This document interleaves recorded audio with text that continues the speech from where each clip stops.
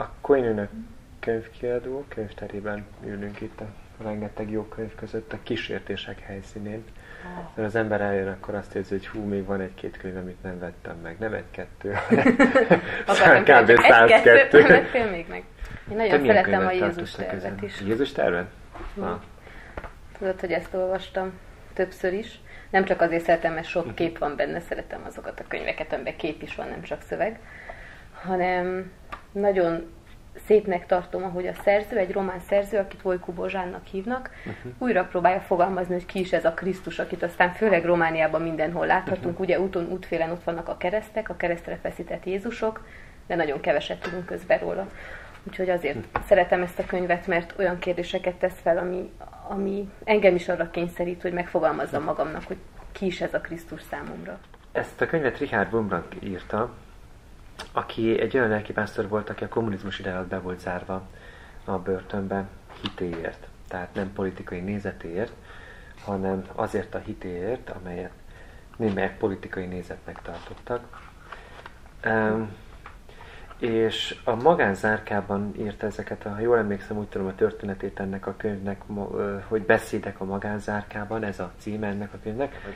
De nekem azért fontos ez a könyv, mert igehirdetéseket úgy olvasni, hogy annyira őszinték legyenek, hogy ne tudj letenni egy igehirdetést, és tulajdonképpen én azt látom ezekben az igehirdetésekben, hogy az emlékek, az őszinte gondolatok, a legmélyebb helyzetekben való megtapasztalások, az istenkeresés, az elhagyottságban, egy magánzárkában, az igéknek a felelevenítése, tehát ezek mind benne vannak ebben a könyvben, és én azt hiszem, hogy ez egyik nagyon különleges olvasmány akkor, amikor igehirdetésekre gondolok.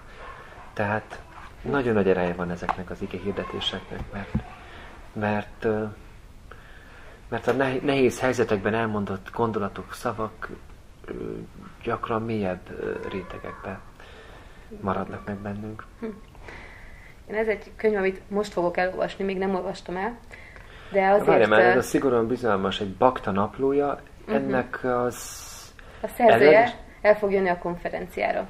És a függőlegesen egy műhely tart Varga Miklós, aki valaha krisnás volt, és nagyon hosszú kitérőkön keresztül ismerte meg Krisztust.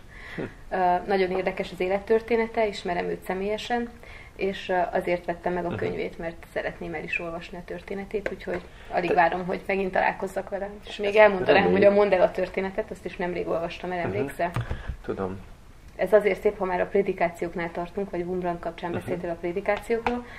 Ez azért nagyon érdekes, mert bibliai szereplők mesélik el a saját szemszögükből, hogy hogyan élték meg a Jézussal való találkozást.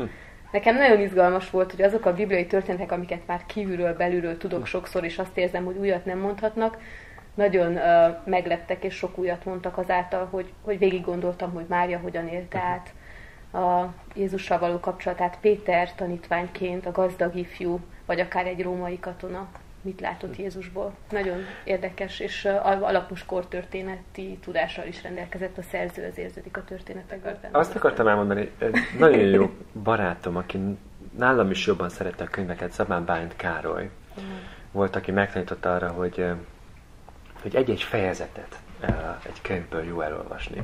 Mert itt van előttem a Philip Yanceynek a Rejtjelek egy másik világból.